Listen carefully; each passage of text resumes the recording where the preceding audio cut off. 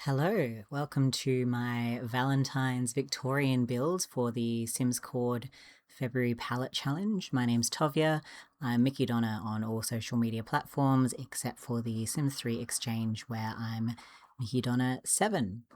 So yeah, this is the build that I ended up going with for the palette challenge. We've got a great pastel, colourful look for February. It was inspired by the Candy Conversation Hearts, as per one of the mods in the server there. It's a great server, by the way. It's across all of the Sims games, and we have some extra channels for other games that you might play as well. It is a great little community for players of Sims 1, 2, 3, and 4. There's a couple of little challenges, good little chats throughout there. So yeah, I've been enjoying looking through some of the challenges that people have done in the past. This is my second one since joining the server. So I tried to be a little bit more ambitious by building this one in The Sims 3 rather than The Sims 1. Sims 1 isn't exactly easy to build in, but because you do have a much more limited variety of things to be using, there's less furniture, there's just less that you can do overall with the builds. There's no color wheel like there is in The Sims 3, and there's no swatches for furniture, so you are much more limited. Doesn't take me nearly as long to build as it does in The Sims 3. So I thought with something where we've got these really distinct pastel colors and kind of a difficult palette, I would say, to work with, to make it look natural and I guess not a little bit crazy and eclectic. I think that The Sims 3 was the right choice to make for this one. You can see what I've built to start with is kind of more colonial at the moment than what I was imagining in my head. And originally when I saw this palette, I was considering, should I do something like an art gallery or a cafe, something that you can lean into those more eclectic colors and make that part of the theming. But then I thought, no, I want to do a regular house. And my initial thought was Victorian, but it wasn't until I actually started building and started putting in the wallpaper and changing the colors of things that I realized that the house was looking way too colonial from the outside. I did a little bit of adjusting to it, probably could have made it a little more asymmetrical. Victorian homes were a little bit more hobbledy than this box that I've got here. But you'll see by the time we start putting furniture in that this house is built in the Victorian era, definitely decorated, wallpapered, and so on in the Victorian era, but has been updated by whoever the recent owner is and has some of those modern amenities that you would see today. So, a little background on the Victorian era. This is something I love, looking at different styles of architecture, and particularly, I think we get a good education on especially English and British styles of architecture, at least where I am in Australia, and the TV shows that we watch, that kind of thing. I'd say the United States and England are probably the two main countries that you see period pieces being set in. Even things that are about Vikings and so on usually spend a lot of time in England. So I have some prior knowledge, I suppose, of the Victorian era, and it really wasn't that long ago. It was named after Queen Victoria, of course. She reigned from the 1800s, 1837, all the way up until 1901, which was 64 years she reigned. But the Victorian era itself is considered more between 1920, around. She was born in not 1920, 1820, sorry, and Queen Victoria was born in 1819, so you can see it sort of surrounds the time of her birth, and it comes all the way up until about 1914, just before World War One, around that period. Before the Victorian era was the Regency era, where King George III was the king. But you do see a pretty significant shift in the economics of Britain and England in particular. The government changed quite a lot, society changed quite a lot, and the empire really thrived and flourished. You'll see here I was changing the outside of the house there and adjusting the brick. Can you believe that there's no horizontal bricks in The Sims 3? I mean, like the swatches, well, all of the bricks are horizontal. They're laid either horizontally, or you can get some different sized bricks that are more sort of squarish. But when I was making those stairs, the bricks are laid uh, vertically. And so I thought, okay, I'll just go and find a swatch where the bricks are laid horizontally. There's tiles, like there's brick tile looking things, but there's no just regular brick swatch, no brick pattern that is facing the other direction. So I changed it briefly, but then I decided it'd look better if the bricks just matched exactly to the bricks on the foundation there. Even though, as you'll see now, you can really not see the foundation at all once I finish putting in the flowers. The flowers were fantastic for this palette too, especially the purples there. I really felt the need to bring in more of that purple because most of the house ended up being quite skewed towards the red and the green. And then the siding on the house itself being yellow, I felt like we really needed to bring some purple back into the palette. I do add some more purple later as well, but yeah, the flowers definitely, I think they're azaleas. They definitely did a good job there. I built this in Aurora Skies as well because they do have much more colourful houses in Aurora Skies, and also because I think that this world suits builds that are more from those bygone English eras, the Victorian, the Regency, Edwardian, and so on. So if you place this in a different world, the trees might not suit so much. The whole house will probably stand out in any other world. But I did build it on a 20 by 30 lot so that it is small enough that you can fit it in most worlds. So yeah, the Victorian era was very much defined by Queen Victoria herself. She had a lot of very progressive views, and that had a big impact on the economy, the government, the status of the empire, and so on. England was really stable at that time. Industrialization was thriving. The empire was huge, and the economy was pretty good, even though most of the population was working class. People just had access to more things, and there was less of a class divide. It had been improving over the last couple of centuries in England, but there was a significant shift in that class divide of the hyper wealthy and the poor, and now we have a more middle class and an upper working class rather than those distinct. Yeah, this is where I went much more towards the Victorian style of build, changing that box shape to an octagon. It would have been more circular potentially in a traditional Victorian build. Of course, we can't do that in The Sims 3. You'll also see on the ground floor, I think we had some parts of the foundation sticking out because the foundation can't go on the corners, but the plants cover that. So, and one thing that doesn't bother me is plants clipping through walls. Anything else clipping through the wall, or furniture clipping through curtains and that kind of thing, that does bother me, and that has been fixed. But I really could not care less about plants clipping through the walls. That's too much of a hassle, and I would rather just have it look nice from the outside and have a couple of leaves maybe sticking through here and there. But yeah, you'll see particularly in the Victorian era, England got much more colourful because that expansion of the empire across the globe gave Britain access to calico, jute, tea, spices, dyes, all of these luxuries that had previously been really only accessible to the wealthiest class. You might have heard the sort of stereotype of purple being a royal colour, and that was because there was a time where dyes like blues and purples were incredibly rare and only affordable to the most wealthy of royals.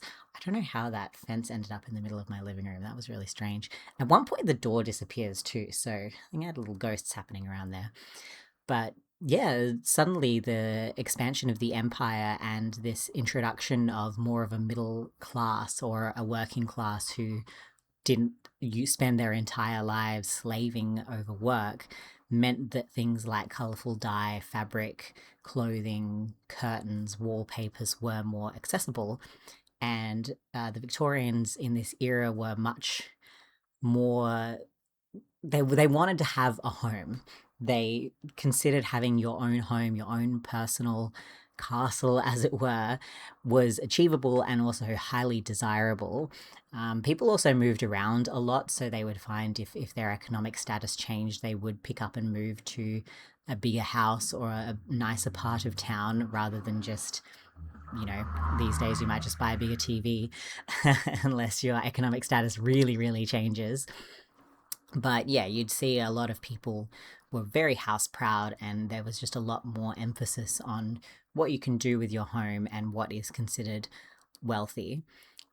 Um, Things have always been part of human nature, I think, and things like bringing color into your life, growing flowers, bringing fresh cut flowers into the home, dyeing things with clay and plant leaves and flower petals, singing, dancing. This has always been a big part of human culture, but suddenly it was just more accessible for the average person to have things that had previously been considered luxury. Now, the original house here would have had some modern luxuries. Things like plumbing, gas lighting, water pumps were pretty common in the Victorian era. Some poorer parts of town might have had like a shared toilet or outdoor bathroom areas, and that could have gotten a bit grotty, having to share one bathroom with your entire street. But someone like the middle class and certainly the upper classes had their own private bathrooms, and everything was sort of taken care of. Things were pretty clean in this era as well. People would recycle, they would reuse things, they wouldn't just dump stuff out the window once it didn't work anymore. And there were some laws put in place in the Victorian era, I think around the 1880s especially, was when the government and the local councils were legally responsible for things like sanitation pickup and making sure the streets stayed clean, so that, yeah, it was easy for people to be proud of the area they lived in. Because if the council was making it beautiful, then of course you would want to live in this nice looking area. I was tempted to put a door where the fridge is there, because that downstairs bathroom originally would have been a scullery. Because things like electric fridges, ice boxes were sort of, they weren't really a thing at the time, there would have been a separate area called a scullery where you would be washing your fruit and vegetables, you would be storing things. If you had a basement, you would store things down there to keep it cold, and that would sort of be done separately to the actual kitchen itself. The sink would have been in the scullery rather than in the main kitchen, which would have just been a bunch of benches.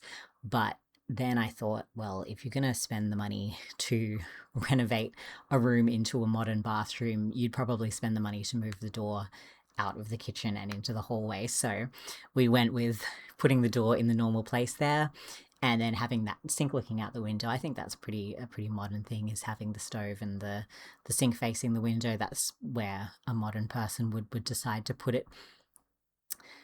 We do have some other sort of upper middle class amenities in this house, but it strikes a weird sort of zone between things that would be more upper middle and things that would be totally faux pas or just not done, as it were, in a wealthier household. So I would say this house is pretty firmly in the middle class zone, but not everything adds up, and it's not supposed to be perfectly historically accurate.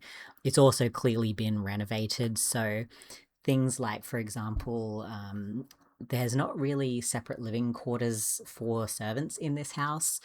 We can maybe assume that the upstairs would have had an attic space originally that servants would have slept. Alternatively, in some smaller households, servants would have just slept on the kitchen floor. They would have had bedding tucked away somewhere and just slept on the floor in there, which, if you'd been cooking during the day and the place was warm, it might have been nicer to sleep down there than in an attic anyway. But yeah, there's no separate servants' quarters here, so you wouldn't assume these people are particularly wealthy.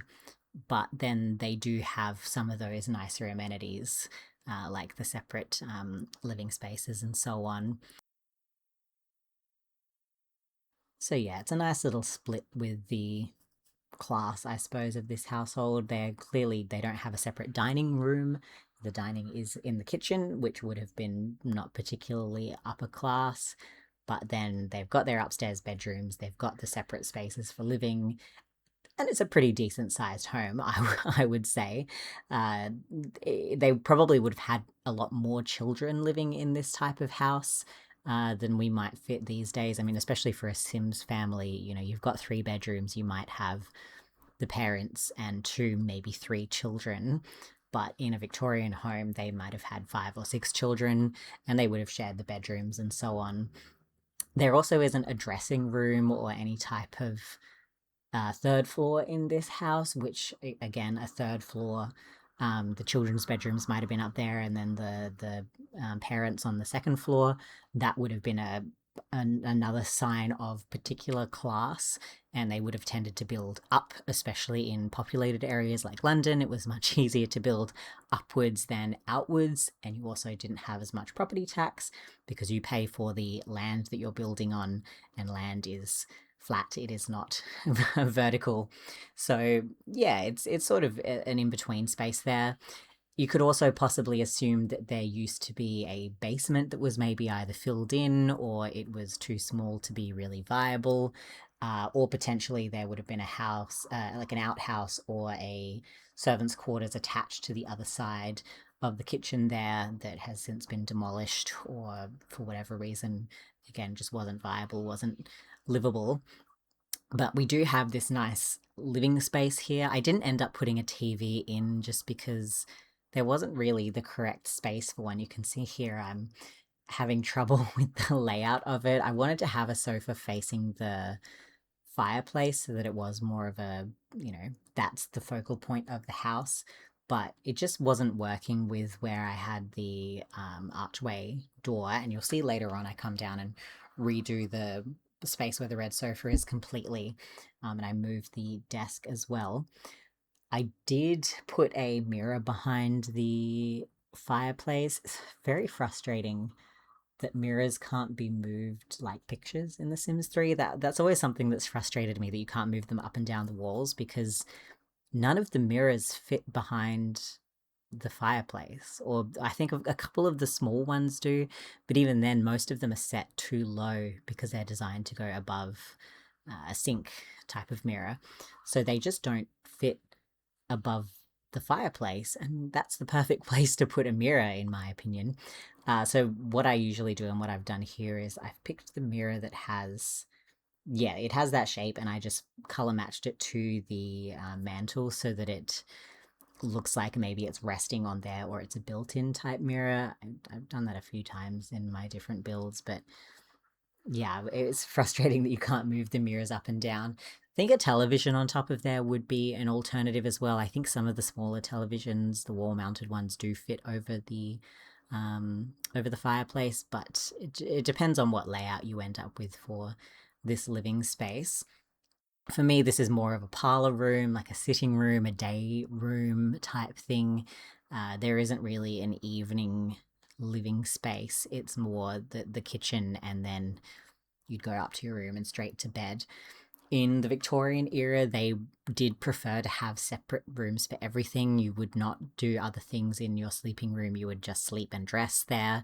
If you had the space for a separate dressing space, you would separate those. You would eat in the kitchen. You wouldn't do, I mean, they didn't really have homework in that era anyway, not as the way we do today, but you wouldn't do your homework or whatever else at the dining table. You would only eat there, and so on and so on. Not that everyone stuck to that rule, of course, but that was that was considered the correct way to do things. Whereas nowadays, I mean, especially those of us who live in much smaller places, we have our desks in our bedrooms. My desk that I'm currently sitting at is in my bedroom. I've got a bookshelf here with my comic books. I've got my bed, my desk, my clothes are here. I can do a lot of things in my bedroom. The living room is a crafting space for us. I've got my sewing machine there. We do all sorts of things in all sorts of spaces in modern houses, partly because of the amount of space we had available. And sometimes for Victorian houses, they would have been forced to do that as well. But for people who had the space or could squeeze in the space, they would make a point of separating their living spaces. And it was a point of pride to be able to say, I've got the space to not have to do multiple things in one room. The bedrooms were a bit tricky as well because I feel like bedrooms always feel quite large in The Sims until I start putting things in them. And then I realize that they're really not that big at all, especially when you want to have two Sims walking around in like a main bedroom like this. And you think, gee, how are they both going to get around the back of the sofa without it being an issue? I do end up making the ensuite smaller as well, which it really should have been smaller the entire time. It always looked too big for an ensuite, but that gave me some more space in the main bedroom. And it gave me space to put in some small luxuries, I would say, things that you wouldn't normally see unless the bedroom was a larger size, like having there's a sofa in the bedroom and there's a dressing table sort of with its own little space. I didn't put a stool with the dressing table. That's something I do sometimes. It's non-functional, of course. Just sort of scooting it under the dressing part of the table there. But that is something that would probably suit and look quite nice in the house. And same with the kids' bedrooms. I really wanted to use that double bed in one of the other two bedrooms. I say kids' bedrooms, they're whatever. Because I used the fancier of the canopy beds in the main room, I really wanted to use one of the other canopy beds. You can see I'm trying to rearrange this room and figure out how I want it placed. But it just took up so much space in that second bedroom. So I feel like it feels really empty in there because I just squeezed in as much as I could. But the other bedroom that is more of a child's room seems like it has more amenities because it only has the single bed pushed up against the wall, so I could fit a couple more things in there. But yeah, I think I ended up, I put in a bookshelf that sort of matched the color story there. And you can see all the wood in the house. I tried to make it that dark, rich wood that you would have seen around the Victorian era, but also skewed it towards red where possible so that it matched that red palette theme. And yeah, you can see I switched around the colors where I could so that I could get a little bit of each color palette in each room without making it too gaudy. I like making gaudy builds, especially some of my mid-century builds are very, very colorful and sort of purposefully maximalist with their color. I go a little bit crazy on purpose. Whereas for this build, I didn't want it to look too much like it was just over decorated or I didn't want it to look purposefully eclectic. I wanted it to look like a house that had been somewhat updated but still had original features like the wallpaper and the tiles, and the decor that the current owners have put in happens to suit with the color palette. When they were shopping for their decor, they drew from the original parts of the house that are still there.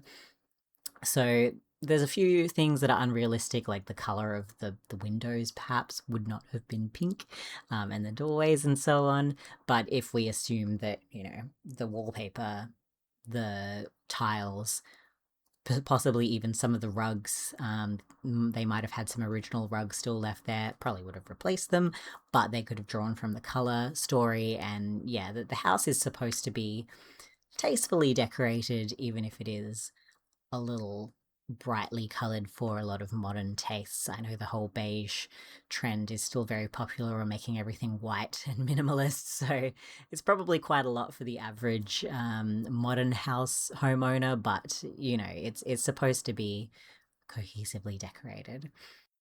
So yeah, you can see how I've gone into the downstairs and I replaced those sofas with a piano because I just had this feeling of I would love to put a piano in. Where can I squeeze that? Popped it in there, and I moved the desk into the atrium downstairs, which I think suits really nicely. And yeah, as you can see, the final touches I made, just a couple of tweaks to the color palette to make it a little more, every color was included, I suppose. rather than having it be too pink and red. I felt like I had a lot of the pink in there at the beginning. I did test everything as well, make sure that everything's able to be used. I sent a sim through. I think I only moved 1 or 2 things. There was a shelf above the stove that I had to move because that couldn't be used, but yeah, everything else is fully functional, would beautifully suit a family of anywhere between, I would say, 2 to 6 sims you could probably comfortably fit in here.